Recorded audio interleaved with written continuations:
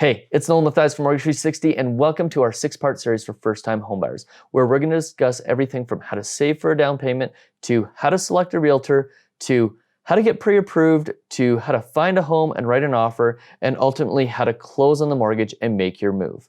But before we get into it, do me that favor, hit the subscribe button, hit the notification bell, and please hit that like button for the YouTube algorithm. And as a bonus, if you're subscribed to the channel and you've got those notifications turned on, well, you're going to be able to get the series immediately as they come out. Now, before we totally get into it, the next video is going to be on pre-approvals, which is one of the topics that we get the most questions about. So if you've got questions on pre-approvals, do me a favor, in the comments below, put your questions down there and we'll answer them in part 2 of this series. Okay, so obviously the reason why we're building this series is to create a resource for people where they can go and see what the process of buying a home looks like from start to finish.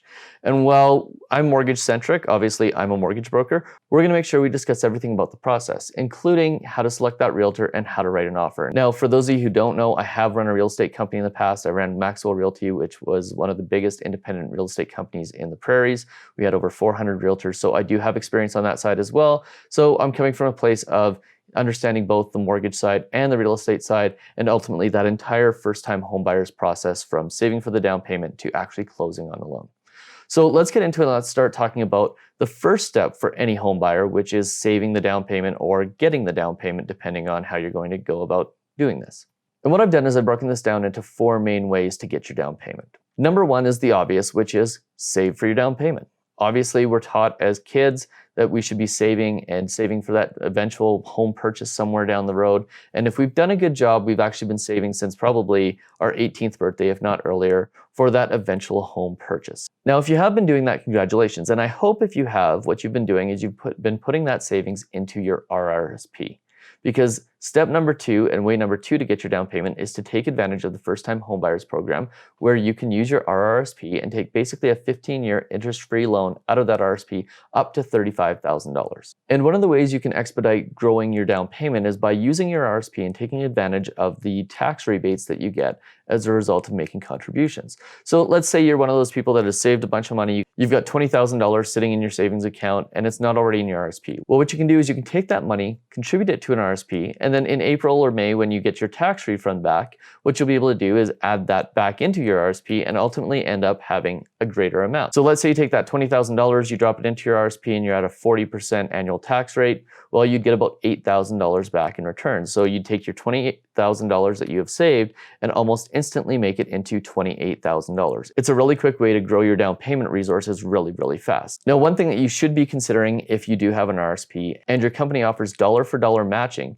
is taking advantage of every penny that your company will match. Now, not all people will have this option. Not all people will have an employer that is willing to put $1 in for every dollar you put in, or any amount into your RRSPs for the amount that you save. But those of us who are lucky enough to have that option should take advantage of every single penny of it, because that will also accelerate the amount of time that it takes for you to save your down payment. We've seen regularly people who have gone into a company, saved $5,000 per year for 2 years, had dollar for dollar matching, and ended up with a $20,000 down payment within 2 years, basically only putting $10,000 of their own money into those savings. Now, one other thing to note is if you are a first-time homebuyer and you buy a property this year or next year, you actually can use a $5,000 tax rebate for the year that you purchased the property, and that's another added benefit of being a first-time homebuyer. Doesn't have anything to do with saving your down payment, but if you do buy a house, make sure you take advantage of that. Now, the third way to save for a down payment, and this is likely one of my favorites because I'm all about the hustle, is getting a side hustle that allows you to save your down payment faster. And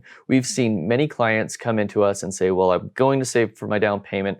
I should have it in 6 months because I'm going to get a job at Starbucks in the evenings, or because they're offering their services on Fiverr or one of the gig economy websites, which allows them to go out and put their services out for tender and allows people who need certain jobs done to basically hire them for small to long-term or medium-term jobs. We've also seen people flip things. So go on Kijiji, find really good deals on stuff, and then turn around and sell it for a profit on Facebook Marketplace or somewhere else, which I think is really cool because it takes a little bit of time, takes a little bit of hustle, but if you can find really good deals on things that people just want to get rid of, and there's lots of people that just want to get rid of stuff, think Marie Kondo and tidying up, Well, you can take those things, turn around and sell them, and if you're patient, there's a lot of money to be made in that flip economy. Now, the fourth way to get your down payment, and this is the one that we see most often and is probably one of the easiest for first-time homebuyers, is to get the down payment or a portion of the down payment gifted from a close family member. And we often see this with grandparents or parents who want to give a little bit of money to that grandchild or that child in order to help them with their first-time home purchase. And this is really one of the most common ways to get a down payment. It's simple, it's fast. All you have to do is get a gift letter written from your family member that's gifting you the money, and then from there have it deposited into your account and show that to the lender. And by all means, that is the fastest, easiest way for some people to get that down payment that they need in order to buy that first home. Now, on top of those 4 ways to save for a down payment or get a down payment gifted for you, the reality of it is the best way to save for a down payment is to create a budget, create a plan, and then stick to it. And we've found that people who decide that they want to buy a house often will be able to save for the down payment significantly faster than they thought, as long as they have a plan. And there's all sorts of resources out there to set savings goals. You can use things like Mint. We have a handwritten budget plan that you can download. I'll link it down below. You can use a spreadsheet if you're into that sort of thing, or you can use the jar or envelope method, which is basically where you take money and you split it all up between multiple envelopes for certain things, and then have one that's specifically for savings, and you make sure you drop a little bit of cash into that every single month. Regardless of how you get your down payment, the down payment is obviously the first step. In Canada, you need at least 5% for down payment when buying a new home. You cannot do it with any less than that unless you're borrowing the down payment, which we don't recommend. And once you've got that down payment all saved up and ready to go, then it's time to go and get a pre-approval from a mortgage broker in order to take that next step, which will be part 2 of this series, which is to get pre-approved for a mortgage. So in order to make sure that you get that next video, hit that subscribe button, hit that notification bell, do me that favor, hit the like button for the YouTube algorithm so more people see this. And from there, we're gonna see in the next video where we'll take you through step by step the pre-approval process and how to make sure that not only you get pre-approved, but you get pre-approved accurately and that it's done right so that there's no surprises when you actually go out and find your home. Cheers, we'll see you on the next video.